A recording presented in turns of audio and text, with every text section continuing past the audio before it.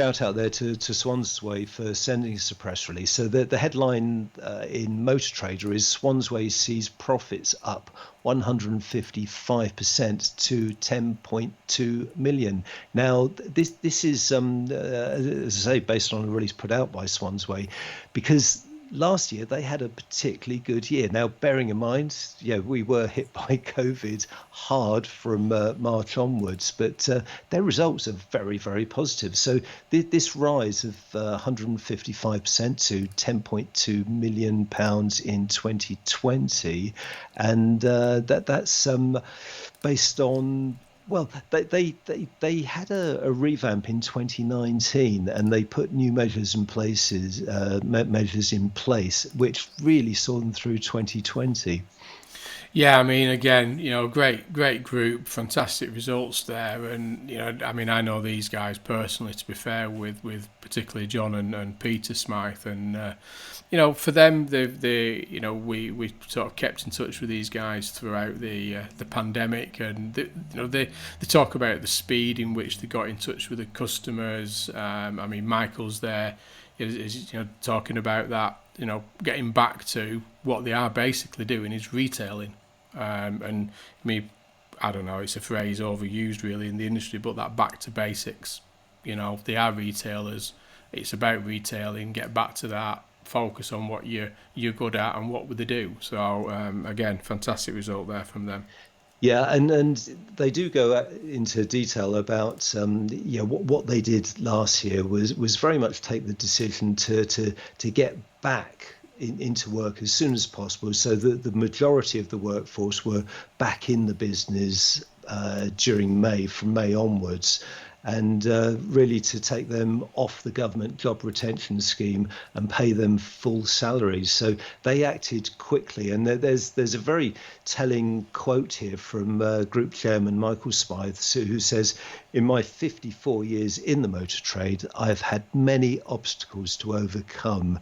And at the beginning of the pandemic, I got my senior people together and reminded them of the basics of retailing, with a particular focus on the speed at which we keep in touch with all potential customers, and to treat all leads as gold dust." So it's going back to basics, but Yeah. oh boy, has that paid off for Swansway.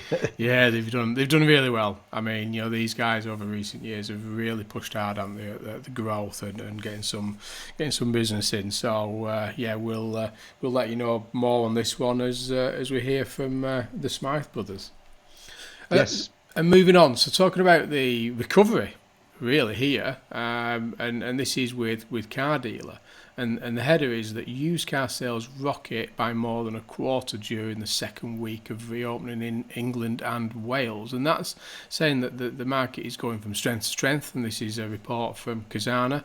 And they're saying that it's shot across the brows for online-only retailing, and that that the sales boost probably is nearing its peak now.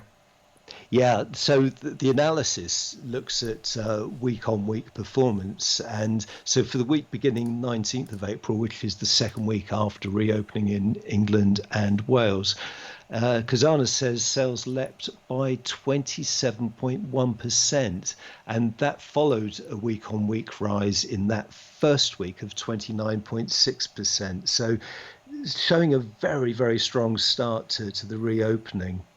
Yeah, again, I mean, it seems to be. I mean, there's stuff come out this week, and I've been looking at the analysis as well. I mean, and Darren, obviously, on the interview there, talking about the strength of the market, how it's been accelerating. I mean, Darren was talking about the speed in which those trade values rose in sort of the closing weeks, 10 days of the month of April there, and I suspect they've continued in that direction after the interview we had with him. But the market is strong. Some of it is down to pent up activity, people returning to physical showroom. And the interview we had with Alan Harding the week before, it wasn't for everybody. He hasn't seen a significant increase. He's kind of been fairly steady all the way through, but there is a shortage of stock out there.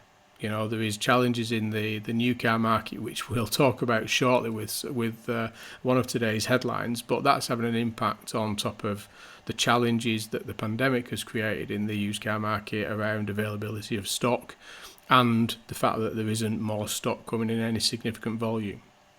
Yeah, and interesting what you're saying about values there, because as you mentioned, Darren was telling us about how wholesale values went up in April, but the Khazanah report suggests the average price of used cars has dropped by 9.5% in this initial reopening period, and goes on to suggest that both the surge in sales of younger vehicles could be the cause of this.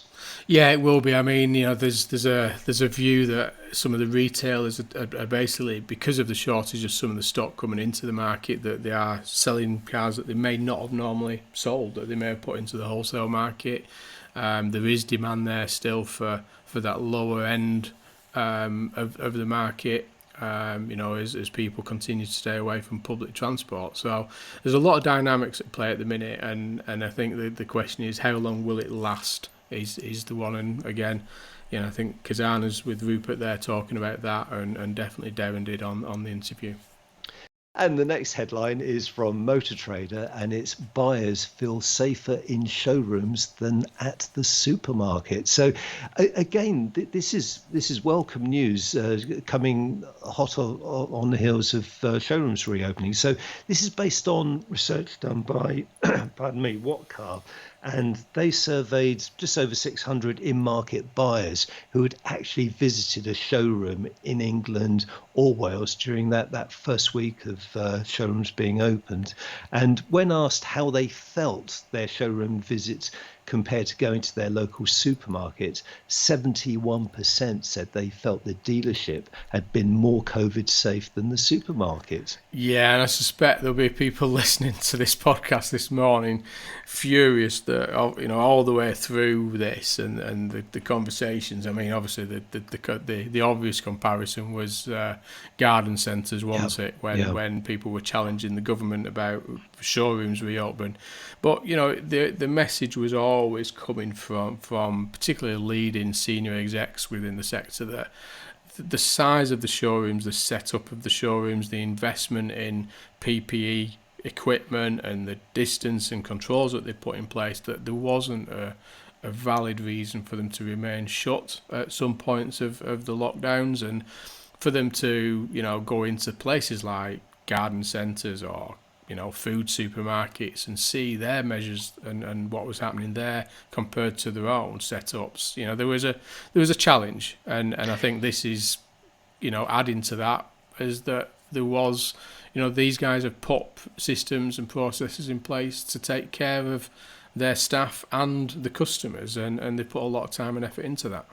Yeah, and there's a very telling stat in this, which really does vindicate what dealers have been doing over the various lockdowns. And it says, when asked to comment on the hygiene measures in place in car dealerships, 96% of the respondents rated these measures as either very good or good, with just 4% wanting improvements. So it just shows that the car retailing sector has got it right. Yeah, no, they have, and again, the work that they put in on that is being great, and hopefully it's paying off, that they are getting a lot of customers in, and the Khazanah report indicates that, as does the Swansway results as well. So we'll see what happens with that. You're listening to All the Chatter That Matters on Motor Trade Radio, brought to you in association with eBay Motors Group. This is your weekly one-stop shop for all the biggest car retailing headlines, and available on demand on Apple Podcasts, Google Podcasts, Spotify, Amazon Music, or wherever you find your favourite podcasts. If you'd like to come on the show or have any news stories or press releases you'd like us to cover next week, then drop us an email at motortraderadio@yahoo.com. Now, next up is the extract from our interview with CAP HPI's Head of Valuations, Darren Martin. Welcome back on the podcast, Darren. All your figures and analysis